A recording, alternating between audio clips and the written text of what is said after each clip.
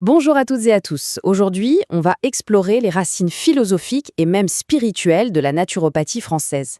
Et pour ça, on va mettre de côté les simples remèdes de santé, parce qu'on va plonger dans la vision du monde, une vision assez radicale de son fondateur, Pierre-Valentin Marchesseau. Vous allez voir, c'est beaucoup plus qu'une méthode de soins, c'est une véritable manière de repenser notre rapport au vivant. Bon, on commence très fort avec cette citation. Dès le départ, on comprend que Marchesseau ne mâche pas ses mots, hein. C'est un défi direct, frontal à la science moderne. Il ne propose pas juste quelques ajustements, non, non. Il appelle à une refonte complète de notre relation au monde vivant. C'est une remise en question hyper profonde de nos certitudes. Alors, comment on va explorer tout ça? Voici notre plan de vol. On va commencer par la vision d'ensemble de Marchesseau, son fameux iceberg. Ensuite, on décortiquera sa définition de la naturopathie comme un véritable art de vivre. Puis, on ira au cœur du conflit philosophique entre vitalisme et matérialisme. On verra sa critique incroyablement précoce du monde moderne. Et on terminera sur le but ultime de sa pensée, passer d'une société de l'avoir à une société de l'être. Alors, qui était ce Pierre-Valentin Marchesseau?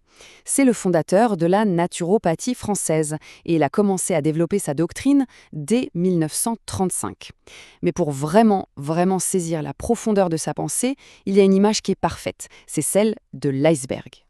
Ce qu'on imagine de la naturopathie, c'est souvent très limité. La plupart du temps, on n'en voit que la toute petite pointe qui dépasse de l'eau. Les techniques, les cures, les conseils alimentaires. Mais comme pour un iceberg, l'essentiel est invisible. Sous la surface, il y a une base philosophique immense, qu'il a baptisée l'humanisme biologique. Et c'est là, dans cette partie cachée, que se trouve le vrai cœur de sa pensée. Maintenant, on va s'attaquer à la façon dont lui-même définissait son œuvre. Et on va voir que c'est très loin d'une approche scientifique froide et distante. Sa définition est à la fois poétique et incroyablement dense. Allez, on la décompose pour en comprendre toute la richesse. Voilà la définition au cœur de sa pensée. Chaque mot ici est important, chaque mot est pesé. Hygiène vitale, harmoniser l'être. On est bien loin de la simple idée de ne pas être malade. On parle ici d'une quête de bonheur, d'harmonie. C'est un objectif autrement plus ambitieux. Le premier concept clé, c'est hygiène vitale. Le mot hygiène, il faut savoir qu'il vient d'Hygie, la déesse grecque de la santé. Donc ça ne parle pas de propreté au sens où on l'entend aujourd'hui, mais bien d'une manière globale de vivre, de prendre soin de soi au quotidien. C'est l'art de préserver sa santé plutôt que de devoir la retrouver une fois qu'on est malade. Et puis, il y a cette idée absolument centrale d'harmoniser l'être. Remarquez bien, il ne dit pas le corps humain ou la personne, il dit l'être. Ce choix de mots est essentiel, il nous montre une vision beaucoup plus vaste, qui cherche à unifier toutes nos dimensions. Le physique, bien sûr, mais aussi l'énergétique, l'émotionnel, le mental et même le spirituel. L'idée, c'est de créer une véritable symphonie entre toutes ces parties de nous. Donc si on résume, le point crucial à retenir, c'est ça. La naturopathie, pour Marchesseau, c'est aborder sa propre vie comme un artiste aborde une sculpture. C'est un processus qui n'est jamais fini, un travail permanent sur soi pour s'améliorer, pour se perfectionner, pour augmenter sa vitalité à tous les niveaux. C'est un art actif, pas du tout en état passif. Et tout ça, ça nous amène au cœur du réacteur philosophique. Toute la pensée de Marchesseau, en fait, elle repose sur un conflit fondamental, un choc entre deux visions du monde qui sont radicalement opposées. Voilà les deux camps qui s'affrontent. D'un côté, on a le vitalisme, qui voit la vie comme le fruit d'une force intelligente, d'une conscience universelle. Et dans ce cas, le but de notre existence, c'est de grandir intérieurement. Et de l'autre côté, on a le matérialisme, pour qui la vie n'est qu'un accident chimique, le fruit du hasard. Et là, forcément, sans sens profond, l'objectif se résume à consommer et à avoir le plus de choses possible. J'adore cette métaphore, elle est tellement parlante. Le vitaliste, il est comme un voilier. Il apprend à connaître et à utiliser les forces de la nature, le vent, les courants, pour avancer. Il compose avec la vie. Le matérialiste, lui, c'est un pétrolier.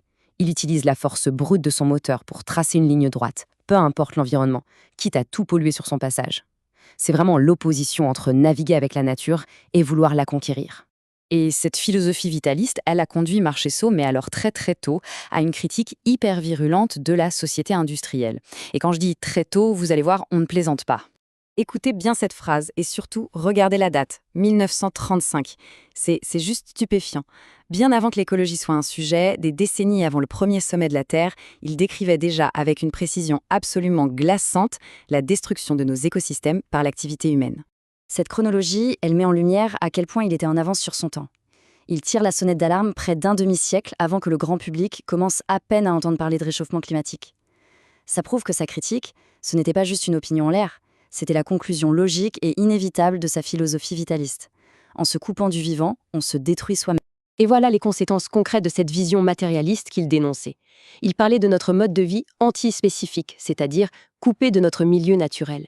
Il critiquait le scientisme, cette foi aveugle que la technique peut tout résoudre. Il alertait sur la dégénérescence de l'espèce, sur cette absurdité totale de sacrifier sa vie pour la gagner, et il n'hésitait pas à qualifier notre société de décadente. Mais attention, Marcheseau n'était pas juste un critique pessimiste. Face à ce constat assez sombre, il a proposé un chemin, une solution.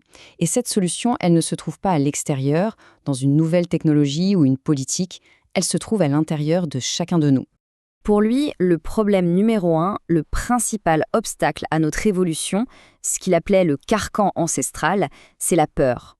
Il voyait la peur comme une sorte de porte d'entrée par laquelle s'engouffrent toutes nos faiblesses et toutes les influences négatives qui nous empêchent d'avancer.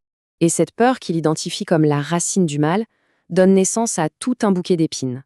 Les 7 émotions négatives qui, selon lui, empoisonnent notre être.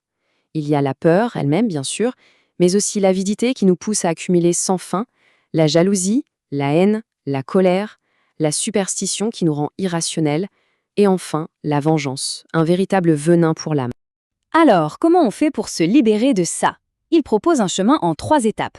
La première, c'est l'humilité, il faut accepter nos imperfections, reconnaître nos faiblesses, c'est le point de départ. Ensuite vient le gros du travail, qu'il appelle la transmutation. C'est un effort conscient pour transformer ces énergies négatives en leurs opposés positifs. Par exemple, transformer la peur en amour, la haine en compassion. Et la récompense de cet effort intérieur, c'est la santé véritable, le bonheur, l'harmonie et la paix. Et tout ce cheminement nous amène au choix ultime qu'il nous présente. D'un côté, une société de l'avoir, obsédée par la croissance matérielle. Le problème, c'est que c'est un désir infini, dans un monde aux ressources, elles, bien finies. C'est une impasse. De l'autre côté, il propose une société de l'être, concentrée sur la croissance intérieure, spirituelle, et là c'est un voyage infini dans un monde intérieur qui, lui aussi, est infini. C'est un changement complet de paradigme. Finalement, tout son système, de la nutrition jusqu'au travail sur les émotions, tout était en fait conçu pour nous aider à répondre à ces 3 questions métaphysiques fondamentales. D'où venons-nous? Qui sommes-nous? Où allons-nous? Pour Marcheseau, la santé n'était jamais une fin en soi. C'était simplement le moyen qui nous donne l'énergie et la clarté d'esprit pour se poser les vraies questions et peut-être commencer à y trouver des réponses.